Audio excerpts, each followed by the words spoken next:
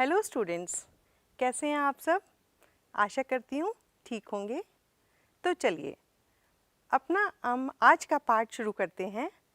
कक्षा 10वीं का वास्तविक संख्याएं। इस पाठ में हम चर्चा करेंगे इन टॉपिक्स के ऊपर। पहला है यूक्लिड विभाजन प्रमेय का, दूसरा अंकगणित की आधारभूत प्रमेय, तीसरा अपरिमेय संख्याओं का पुनर्भ्रमण, चौथा परिमेय संख्याओं और उनके दशमलव प्रसारों का पुनर्भ्रमण। चलो यूक्लिड विभाजन प्रमेय का पढ़ने से पहले हम देखते हैं कि वास्तविक संख्याएं क्या होती हैं। आपको याद होगा जब आपने गणित पढ़ना शुरू किया था, आपने गिनती सीखनी शुरू की थी 1, 2, 3, 4।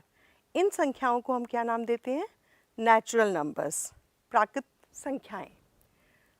जब उसमें शून्य जुड़ गया तो क्या बन गई? पूर्ण संख्याएं, जिनको हम कहते हैं होल नंबर्स। उसके बाद आपकी आई नेगेटिव इंटीजर्स, धनात्मक संख्याएं। उसके पश्चात -1/3, 1/2, 2/25 जैसी संख्याएं आईं और इनको हम कहते हैं परिमेय संख्याएं। और उसके बाद आपने देखा √2, √3, e, पाई जैसी संख्याएं जिनको हम p/q फॉर्म में नहीं लिख सकते, उनको हम कहते हैं अपरिमेय संख्याएं। तो हम देखेंगे कि परिमेय संख्याएं और अपरिमेय संख्याएं दोनों मिलकर क्या बनाती हैं? वास्तविक संख्याएं। तो चलिए अब देखते हैं यूक्लिड जी ने, जो हमारे मैथमेटिशियन रहे हैं और उनको फादर ऑफ ज्योमेट्री भी कहा जाता है, उन्होंने बहुत ही प्यारी हमें एक एल्गोरिथम दी है यूक्लिड विभाजन प्रमेय का। दो धनात्मक पूर्णांक a और b दिए रहने पर ऐसी अद्वितीय पूर्ण संख्याएं q और r विद्यमान हैं कि a बराबर है bq + r, जहां 0 ≤ r b है। अब प्रमेयिका क्या है? प्रमेयिका किसे कहते हैं? प्रमेयिका एक सिद्ध किया हुआ कथन होता है और इसे एक अन्य कथन को सिद्ध करने में प्रयोग करते हैं। एल्गोरिथम किसे कहते हैं? एल्गोरिथम सुपरिभाषित चरणों की एक श्रृंखला होती है जो एक विशेष प्रकार की समस्या का हल करने की एक प्रक्रिया या विधि प्रदान करती है। तो बच्चों देखते हैं हम यूक्लिड विभाजन एल्गोरिथम क्या कहता है। दो धनात्मक पूर्णांकों, मान लीजिए c और d, c ग्रेटर है d के, का HCF ज्ञात करने के लिए नीचे दिए गए चरणों का अनुसरण कीजिए। चरण पहला, c और d के लिए यूक्लिड विभाजन प्रमेय का प्रयोग कीजिए। इसलिए हम ऐसे q और r ज्ञात करते हैं कि c बराबर है dq + r, जहां 0 ≤ r d हो। चरण 2, यदि r बराबर है 0 तो d पूर्णांकों c और d का HCF है। यदि r बराबर नहीं है 0 के तो d और r के लिए यूक्लिड विभाजन प्रमेय का प्रयोग कीजिए। चरण 3, इस प्रक्रिया को तब तक जारी रखिए जब तक शेषफल 0 ना प्राप्त हो जाए। इसी स्थिति में प्राप्त भाजक ही वचित HCF है। यह एल्गोरिथम इसलिए प्रभावशाली है क्योंकि HCF c और d बराबर है HCF d और r होता है, जहां संकेत HCF c, d का अर्थ है c और d का HCF। अब हम प्रश्नावली 1.1 देखते हैं। इसमें हम देखेंगे कि यूक्लिड विभाजन एल्गोरिथम को हम कैसे प्रयोग करके HCF निकाल सकते हैं। यूक्लिड विभाजन एल्गोरिथम के प्रयोग से HCF ज्ञात कीजिए। 135 और 225। इसमें हमें देखना है कौन सी संख्या बड़ी है।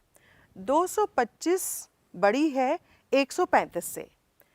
अब यूक्लिड विभाजन एल्गोरिथम से हम 135 से 225 को डिवाइड करेंगे। आप देखेंगे कि ये 135 हमें क्या आया 90। 90 जो शून्य के बराबर नहीं है, इसको हम लिख सकते हैं 225 बराबर है 135 गुना 1 प्लस 90। 90 शून्य के बराबर नहीं है, इसलिए हम यूक्लिड विभाजन एल्गोरिथम को दोबारा लगाएंगे। अब हम 135 को भाग करेंगे 90 से, तो हमें मिलेगा 45। शेषफल 45 भी शून्य के बराबर नहीं है, आप देख रहे हैं।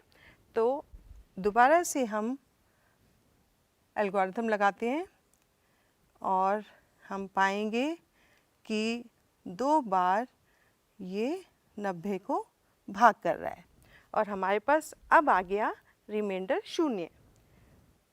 आप देखो 90 इज इक्वल टू 45 गुना 2 प्लस 0।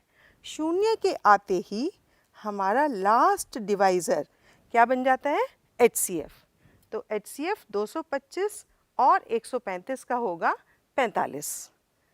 चलिए अब अगला प्रश्न करते हैं। 196 और 38,220, इसमें बड़ी संख्या ये है, छोटी संख्या क्या थी 196। इससे हम डिवाइड करते हैं।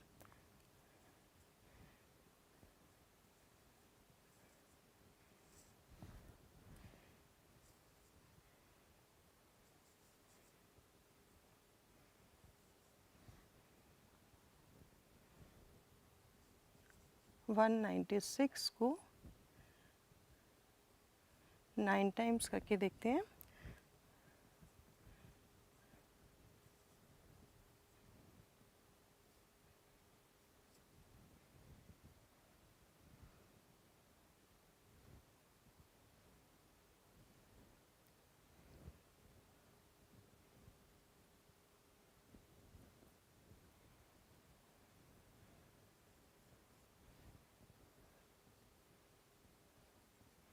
बारह में से 4 गया 8, ये हो गया 9 और 0।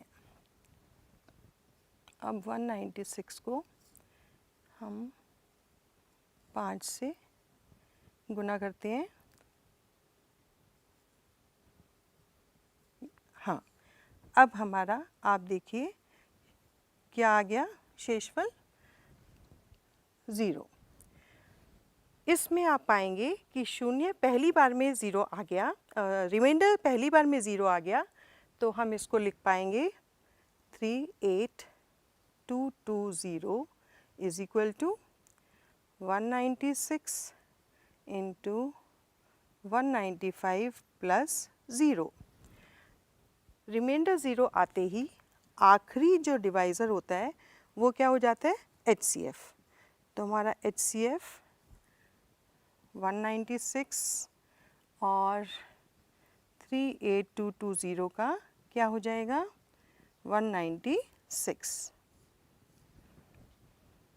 समझ में आ गया? ऐसे ही हम दूसरा कर लेते हैं।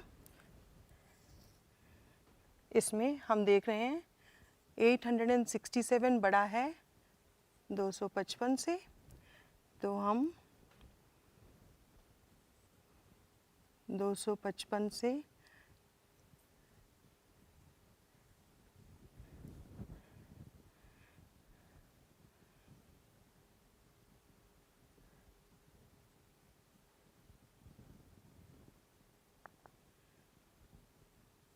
तीन बार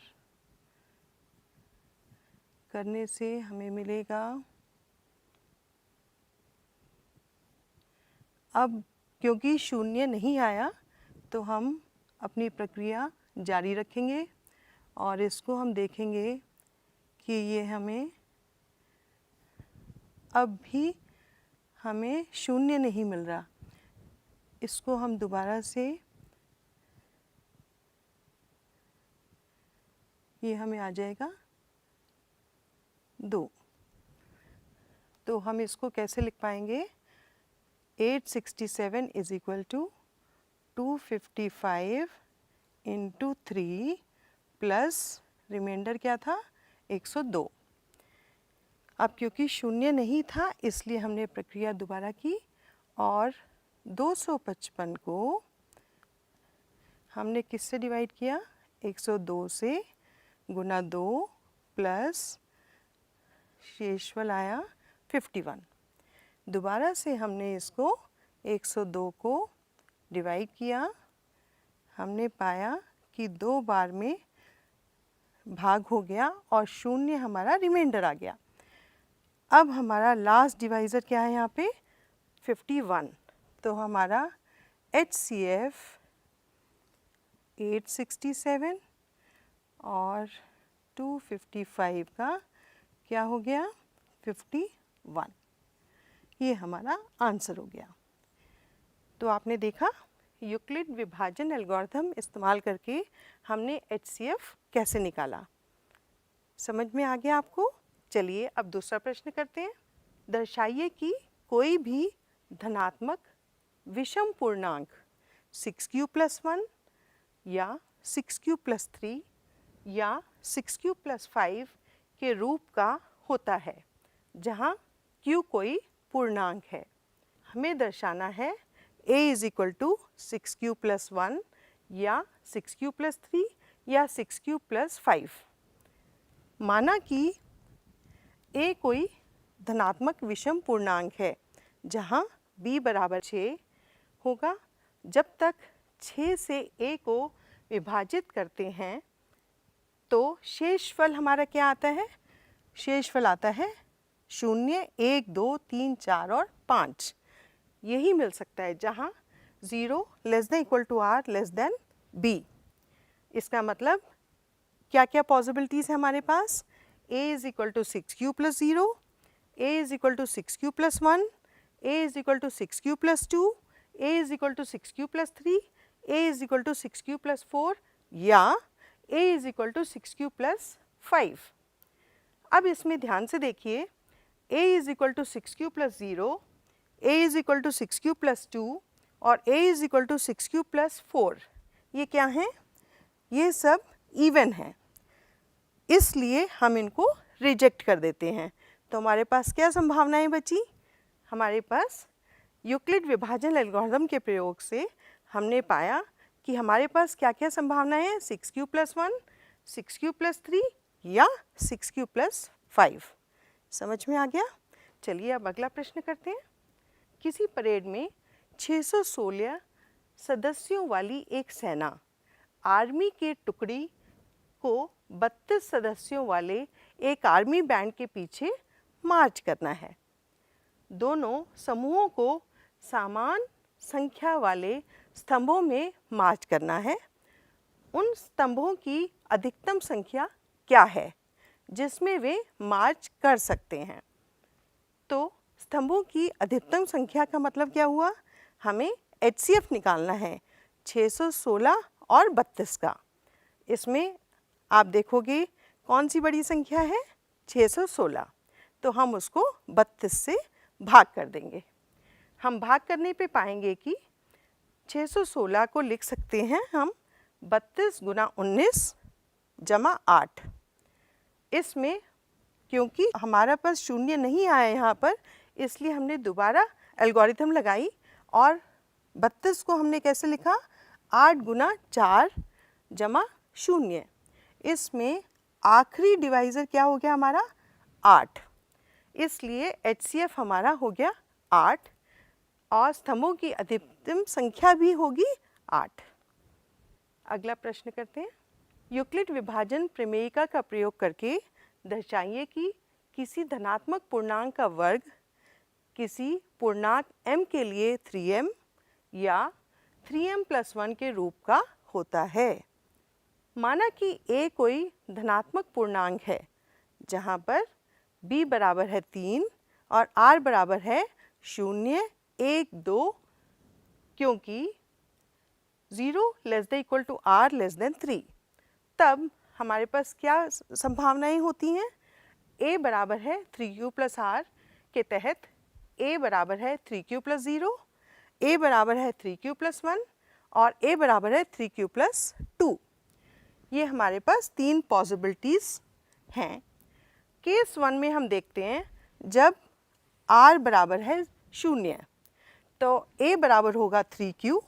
ऑन स्क्वायरिंग हम पाएंगे a square is equal to 9q square, जिसको हम क्या लिख सकते हैं 3 ब्रैकेट 3q स्क्वायर, जो बराबर है 3m, जहाँ m बराबर है 3q स्क्वायर। केस 2, जब r बराबर है 1 तो a बराबर हुआ 3q प्लस 1। ऑन स्क्वायरिंग हम पाते हैं कि हमें यहाँ पर identity a plus B whole square लगानी पड़ेगी, जो होगा a square plus 2ab plus B square. देखिए यहाँ पे a स्क्वायर बराबर हुआ 9q square plus 6q plus 1। ध्यान से देखिए यहाँ पर इन दोनों में क्या कॉमन है, 3 कॉमन है। 3 bracket 3q square plus 2q plus 1, जिसको हम देख सकते हैं कि वो 3m प्लस 1 के बराबर है, जहाँ m बराबर है 3q स्क्वायर प्लस 2q। अब केस 3 देखते हैं। जब r बराबर है 2 तो a बराबर होगा 3q प्लस 2। ऑन स्क्वायरिंग हमें क्या मिल जाएगा, a स्क्वायर किसके बराबर हो गया 9q square plus 12q plus 4। यहाँ ध्यान से देखिए हमने 4 को क्या लिखा है 3 प्लस 1, क्यों, क्योंकि हमने यहाँ पे 3 कॉमन लिया है। 3 brackets 3q square plus 4q plus 1 plus 1 is equal to 3m plus 1, जहाँ m बराबर है 3q square plus 4q plus 1। यदि m बराबर है 3q स्क्वायर या 3,3q स्क्वायर प्लस 2q या 3q square plus 4q plus 1 हो तो हम पाते हैं कि a स्क्वायर बराबर होगा 3m के या 3m प्लस 1 के या 3m प्लस 1 के। ये आप देखिए ये हमारे पास पॉसिबिलिटी आई, आपको समझ में आ गया। चलिए अब दूसरा प्रश्न करते हैं।